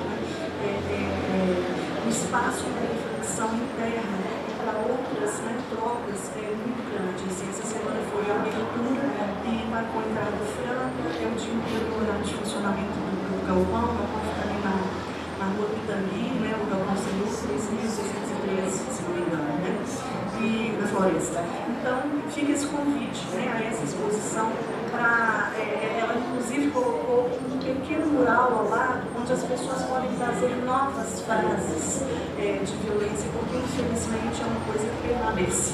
Muito obrigada. Tem uma exposição de teatro da cidade aqui também, vamos já me lembrou. É uma exposição do Hospital da Baleia sobre o câncer de mama. Outubro Rosa. Hein? E ainda no Outubro Rosa. No Outubro Rosa. Está lá no Teatro da Cidade, tá? Se vocês puderem, uma hora, vejam, porque é uma exposição muito interessante. Vai. Gente, primeiro eu queria cumprimentar muito vocês, o coletivo que ama no mata, PET, as pessoas da rede da mídia, por terem trazido 2 homens para discutir nossos problemas. Eu falo isso porque a gente vive um debate no feminismo hoje que é muito controverso. Então, normalmente, os espaços feministas não têm voz para os homens. Existem reuniões que o homem não pode falar, mesmo que seja parceiro, amigo.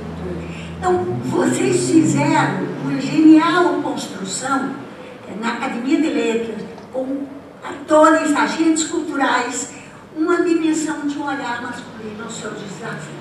Por isso que eu acho que é uma grande contribuição que vocês trazem e que depois devem repetir. Segundo, eu quero dizer que esse acasalamento que vocês fizeram da arte com o feminismo é transformador. É o que nós temos que agarrar. Porque nós estamos vivendo um momento em que o livro cobiça é um instrumento de definição de perspectiva contra o que pode ser um avanço democrático. Digo isso porque está tocando pessoas amigas, pessoas intelectuais, essa coisa da fake news sobre o livro cobiça. A manipulação de sentidos. A manipulação está mais absoluta. E por último, eu queria dizer, aliás, eu estou com um personagem.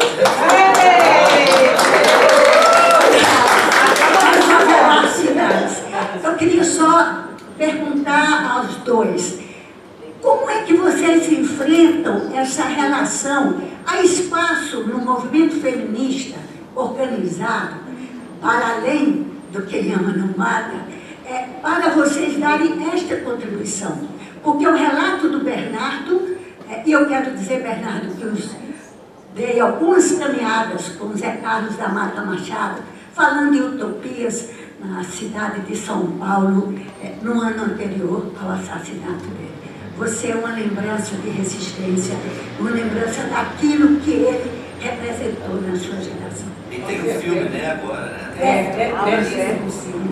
Eu queria só perguntar a vocês, para além do coletivo aqui, há espaço para vocês, homens, opinarem, construírem, como vocês fizeram essa construção, arrancado da visão de vocês, junto com mulheres fortes e atuantes, que vocês passaram a fazer essa parceria. Porque hoje há uma grande dificuldade dessa inter-relação, essa transversalidade entre a contribuição de homens feministas e contra mulheres machistas, que nós temos aí 2 deputadas que entraram contra a lei de igualdade salarial, foram 2 deputadas para combater nossos direitos. Você lembra os nomes delas? Uma foi a Cássia, a de São Paulo. Vou me lembrar. É bom a gente lembrar os nomes e falar. E eu só queria dizer que não basta ser mulher, tem que defender direitos.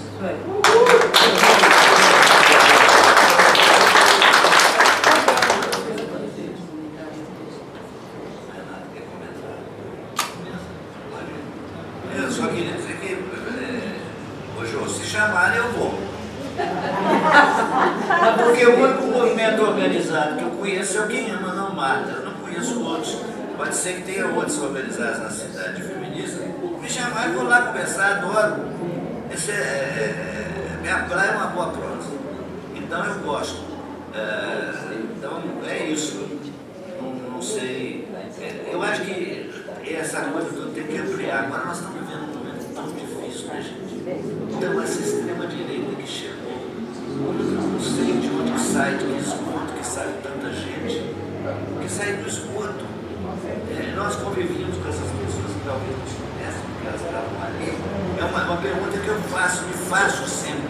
Eu não sabia que esse fulano que era meu amigo.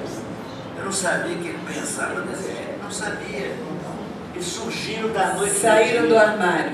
Não sei se saíram do armário, da gaveta, do esgoto. De onde que vieram esses caras da extrema-direita? Nós estamos acabando. Olha, o fascismo, o fascismo é isso, né, gente? O fascismo não constrói, ele só destrói. Ele precisa destruir tudo para achar que está construindo alguma coisa que ele não vai construir. Né? Então eu fico muito assustado.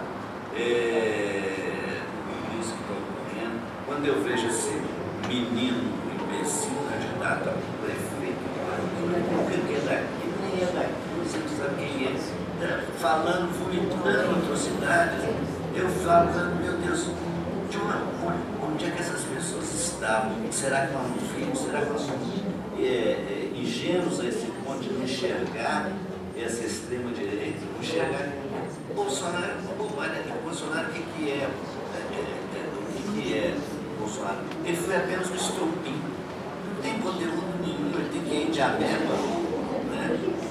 Então, na teoria feminista tem uma tese chamada backlash, que quem é do feminismo conhece, que é o retrocesso. Tudo que é feito em função do retrocesso. Então, quando a gente, na sociologia, a gente analisa o que está acontecendo, no momento das grandes transformações, aparece esse backlash. O que é?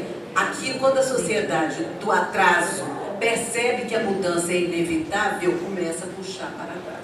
Por isso que chama backlash. Vai voltar tudo para trás. E ameaçam a gente, vão transformar a cidade na cidade mais conservadora, como se não fosse. Né? Então, a gente se unir numa frente e fazer uma luta com clareza, com rumo, sabendo porque é muito fundamental.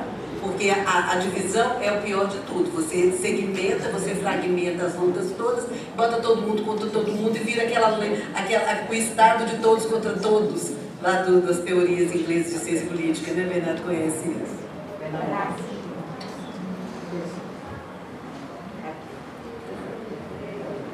Bom, foram tantas coisas, mas eu fiquei, que nem a Maura já foi embora.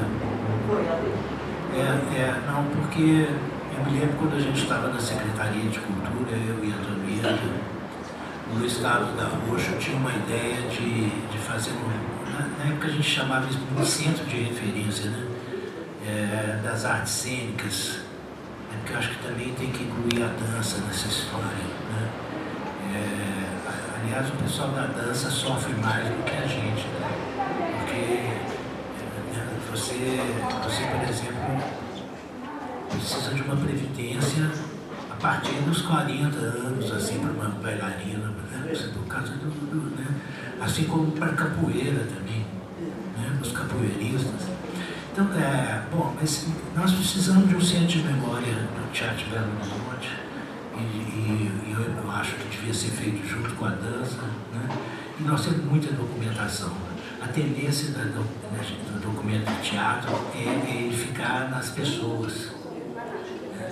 E ele se perde com as pessoas. Quando as pessoas vão embora... Some o arquivo. Alguém queima a caixa. Isso. Não, porque ocupa espaço, é um negócio. Né? Então, eu acho que é uma iniciativa que a gente tem que ver como viabilizar. Né?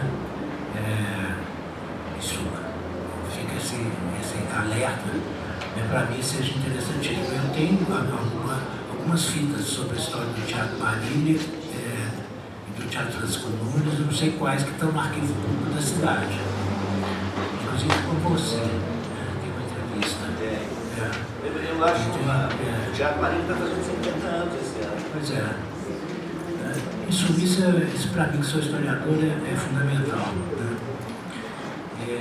Bom, o movimento para elas eu estou conhecendo agora, né? Estou conhecendo agora, me parece que é uma das coisas que foram ditas aqui, é o movimento mais espalhado na cidade. Eu acho interessantíssimo. Eu desde já me coloco à disposição para ir, falar, conversar. Eu tive uma experiência em comunidades eclesiais de base que eu aprendi a falar as coisas com simplicidade. Não, hoje eu fui mais intelectual, porque afinal Bert, né, e Miriam... Academia. Mas assim, eu gosto muito desse contato, né? E estou aposentado, estou precisando trabalhar. A aposentadoria é uma merda, viu, gente? Evitem, por favor. Eu acho, porque não é só a gente que se aposenta, não, os outros aposentam a gente também, entendeu? Então é um problema sério. Então eu estou em casa escrevendo, quer dizer, o que eu vou fazer a partir de depois da manhã? Começar a revisão do meu livro, eu deixei quase um ano de molho. Depois eu vi que é um conselho de Gabriel Garcia Marques, né, de manter os romances, botar na gaveta para depois voltar. É verdade que então começa isso, mas assim, quando acaba eu fico bem desesperado. E agora o que eu vou fazer?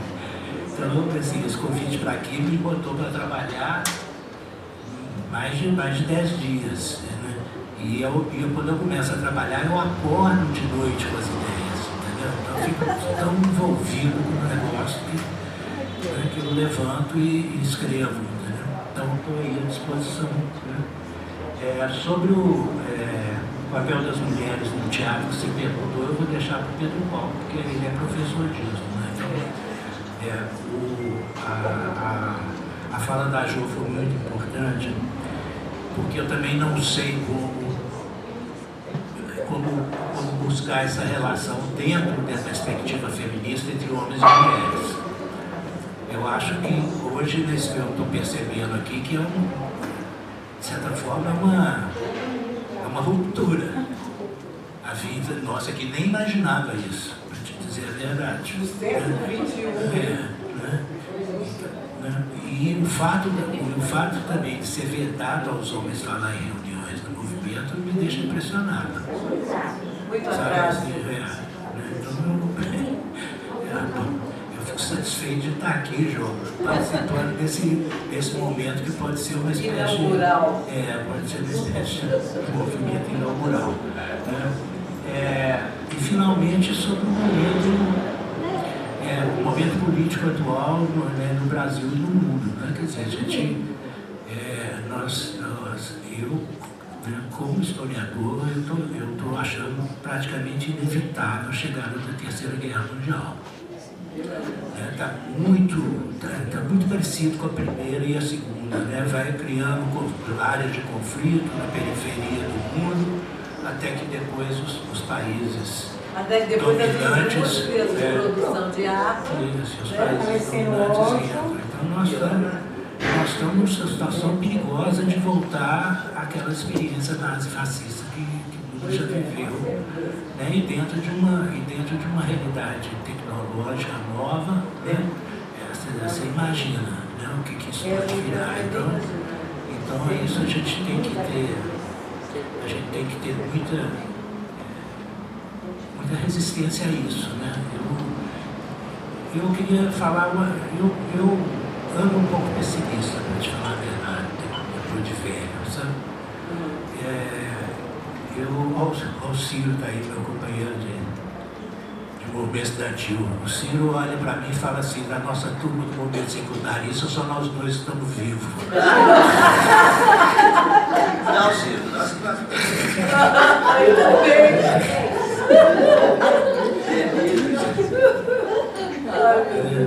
Mas eu estou preocupado um pouco com uma situação que eu não sei como sair dela, né? Eu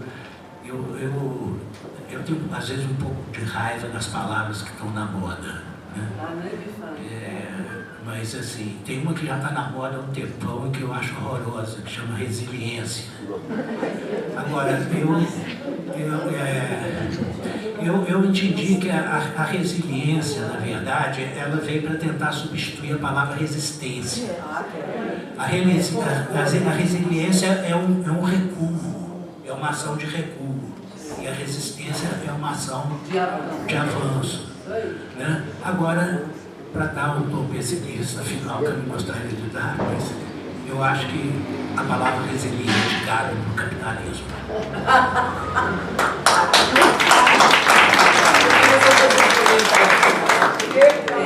Sobre essa proposta das mulheres para elas, a gente queria deixar uma mensagem de esperança para a gente poder interagir, né, Miriam?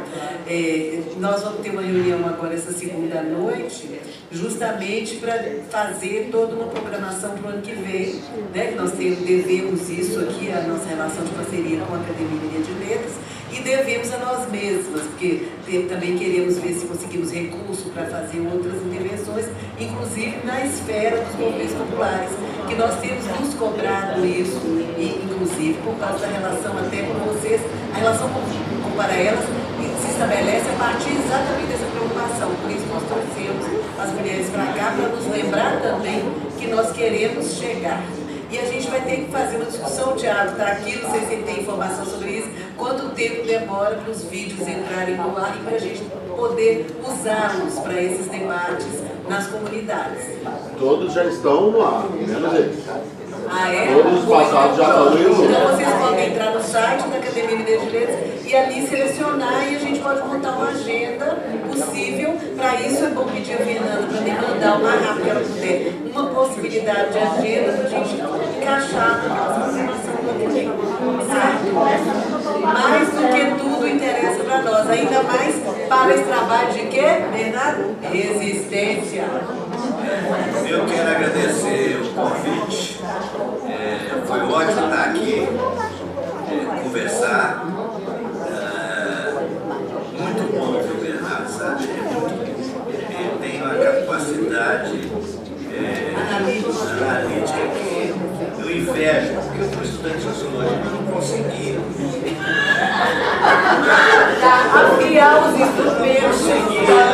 Afinar os instrumentos para essa coisa da pesquisa. Para você, o diretor Tiago bem, professor Tiago grande, mas eu fui fazer sociologia exatamente porque eu admirava as pessoas que tinham essa capacidade, desse pensamento. Mas no teatro você faz a sua análise. Não precisa sair daqui assim com esse moral baixo. Eu queria dizer o seguinte, que eu acho fantástico quem tem essa capacidade de chegar, escrever, colocar as ideias para chegar e dizer história da língua. Eu aprendi. Obrigado. Mas a gente pode ter tudo nesse mundo. Alguém? Existem talentos que transformam essa linguagem de uma forma lúdica e sensacional. E esse é o seu talento. Obrigado. Falou a psicóloga. Então, gente, vamos terminar essa sessão. Muito obrigada. Mas tem alguém que quer falar aí, peraí. Então você se apresenta. Vou me apresentar. Sou mulher, cis, me considero pardo, olhos verdes, cabelos castanhos escuros, estrada amarrado, estou com uma blusa rosa, em homenagem ao Outubro Rosa. Meu nome é Raquel Aparecida de Oliveira, sou assistente social, integrante do Fórum Circuito Girassol, onde traz para a cidade o debate sobre as políticas públicas para atendimento às mulheres. Sou mulher atendida pelo projeto Para Elas.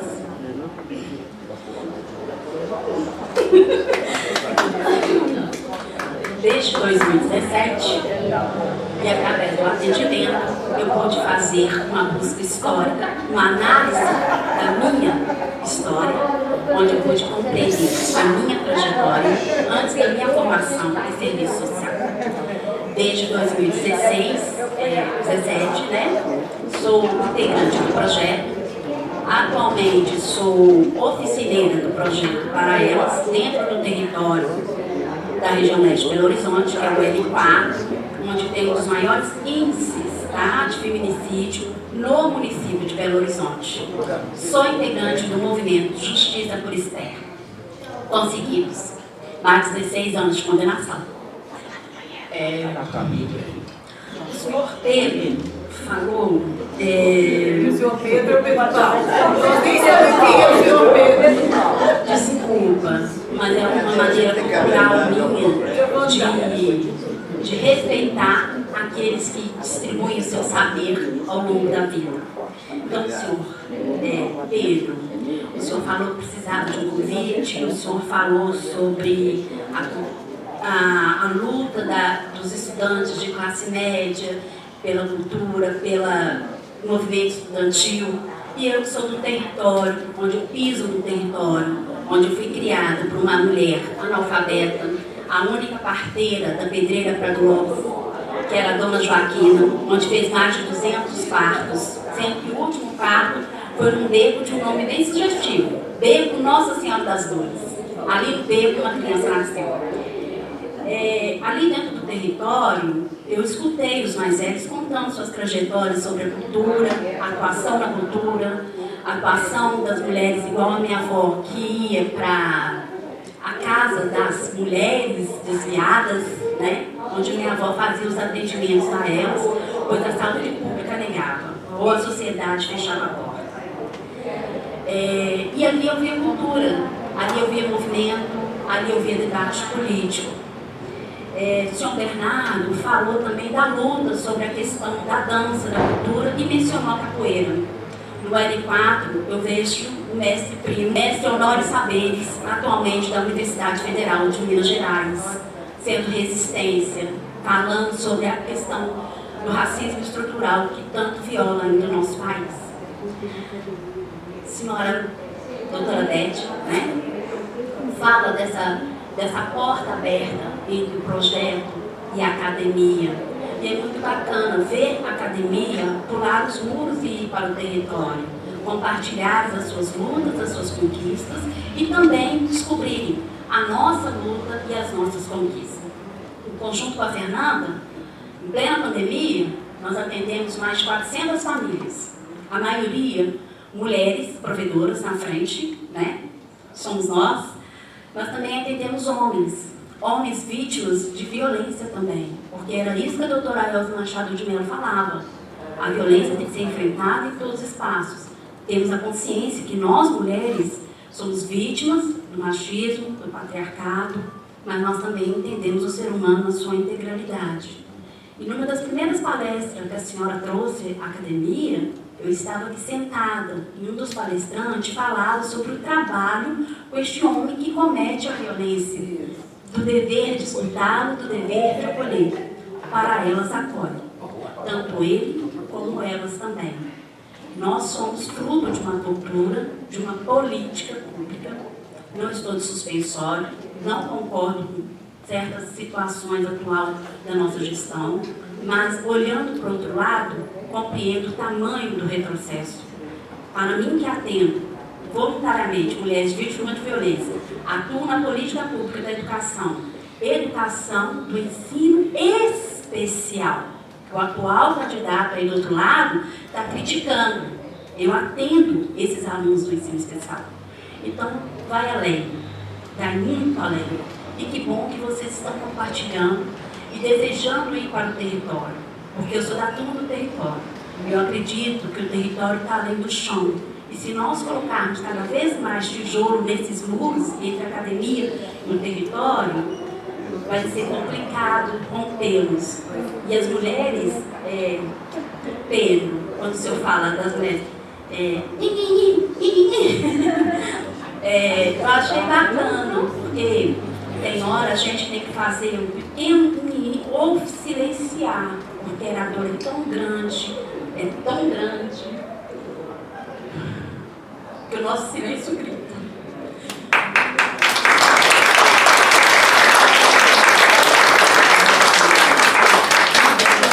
Obrigada, querida. Muito obrigada. A gente então vai esperar que a Fernanda me passe essas sugestões de vocês de agenda, né? Períodos, dias de reuniões e tudo, para a gente poder se organizar. Muito obrigada. Obrigada a vocês. Também a gente pensando, você foi afirmando, passando a Marília, que é o núcleo, a nossa cooperação para colocar numa programação do de todos os paralelos no próximo ano. Né? A gente começou a tratar palestras para todos os paralelos, que todos são vítimas, né? Obrigada. Obrigada a vocês, parabéns, tá?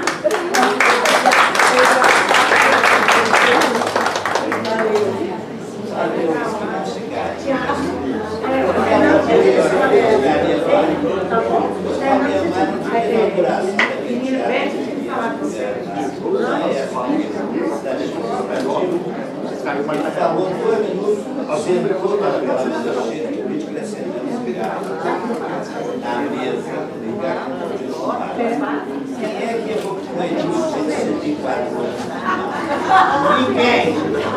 O governador é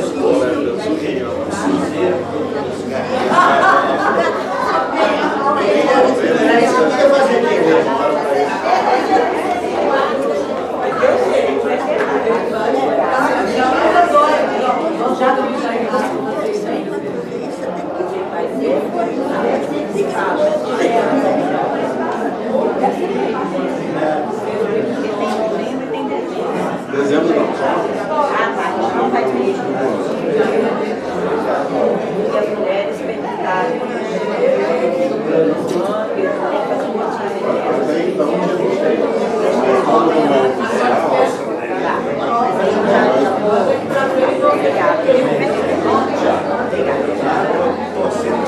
Obrigada.